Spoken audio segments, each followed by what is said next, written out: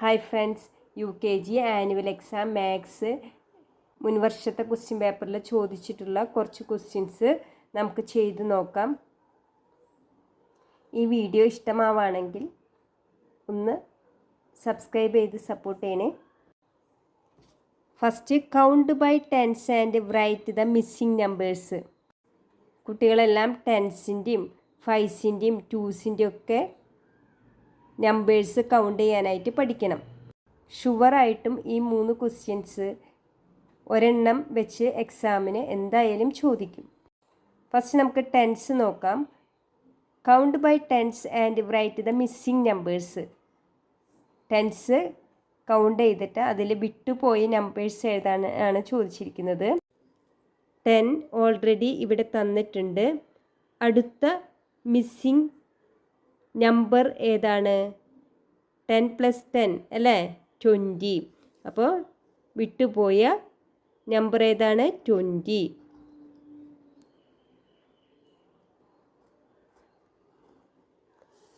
Next ആണ് 30 തന്നിട്ടുണ്ട്. അടുത്ത മിസ്സിംഗ് നമ്പർ ഏതാണ്? 40.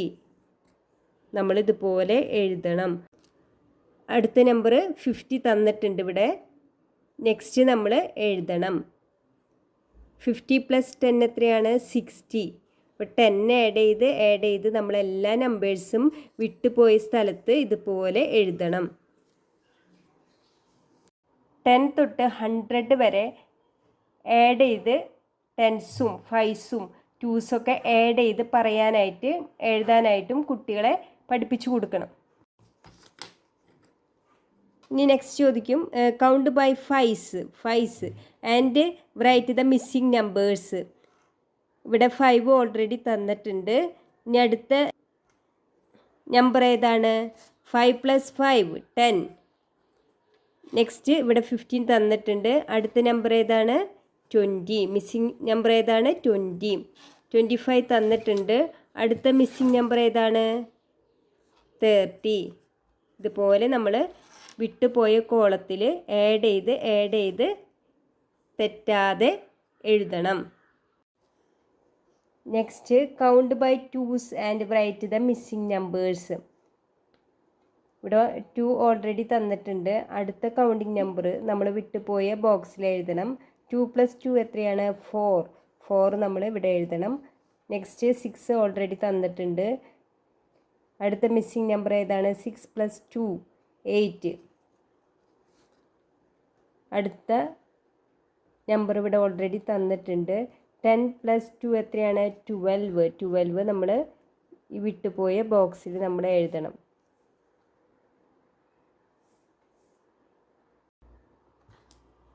നെക്സ്റ്റ് ഷുവറായിട്ട് ചോദിക്കുന്ന ഒരു ക്വസ്റ്റ്യൻ ആണ്.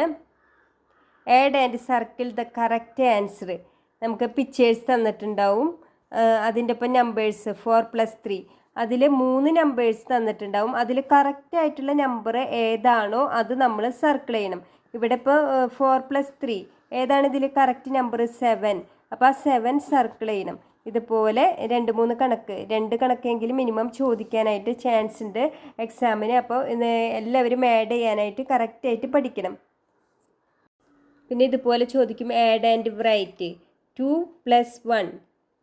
2ൻ്റെ കൂടെ 1 കൂട്ടിയാൽ എത്രയാണ്? 3. ഇതുപോലെ നമ്മൾ എടുത്ത് എഴുതണം. അതുപോലെ തന്നെ 5 + 4.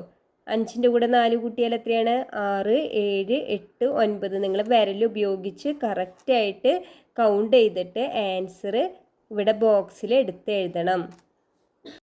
മൈനസ് ചെയ്യാനുണ്ടാവും. 9 - 8. 9ൽ നിന്ന് 8 ചെയ്താൽ 9 മിഠായി നമ്മുടെ കയ്യിലുണ്ടായിരുന്നു.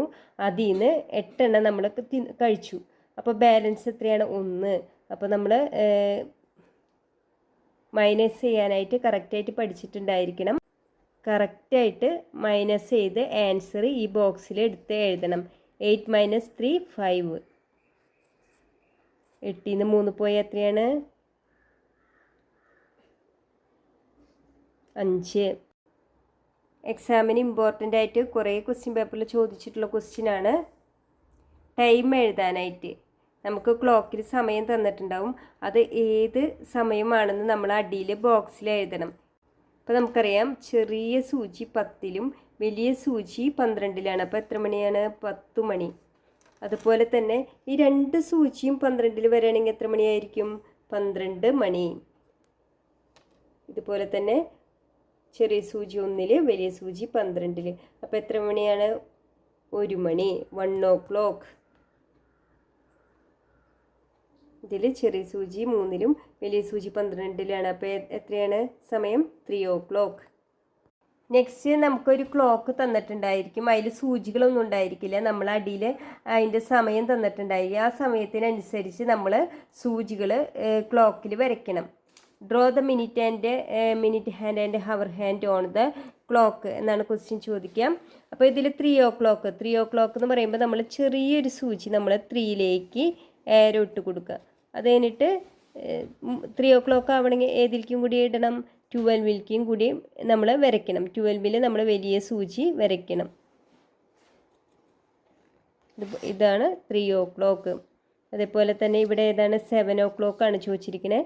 ചെറിയ സൂചി നമ്മൾ 7-ൻ്റെ നേരെ വരച്ചു കൊടുക്കുക. അതിനുശേഷം വലിയ സൂചി നമ്മൾ 12-ലേക്ക് വരച്ചു കൊടുക്കുക. അപ്പോൾ എത്രയായി? 7 o'clock. എക്സാമിന് മുൻപ് ചോദിച്ചിട്ടുള്ള ക്വസ്റ്റ്യൻ പേപ്പറിൽ ഇമ്പോർട്ടൻറ്റ് ക്വസ്റ്റ്യനാണ് ഓർഡിനൽ നമ്പേഴ്സ് എഴുതാനായിട്ട്. അപ്പോൾ നമ്മൾ ഇതിൻ്റെ സ്പെല്ലിങ്സൊക്കെ നമ്മൾ പഠിക്കണം. 1st, 2nd, 3rd, 4th, 5th. Write the ordinal numbers. ഇവിടെ നമുക്ക് ഓൾറെഡി 1st തന്നിട്ടുണ്ട്. അപ്പോൾ അടുത്ത ഓർഡിനൽ നമ്പർ ഏതാണ്? നമ്മളിതുപോലെ തന്നിരിക്കുന്ന ബോക്സിൽ 2nd എഴുതണം. അതുപോലെ തന്നെ 3rd എഴുതണം.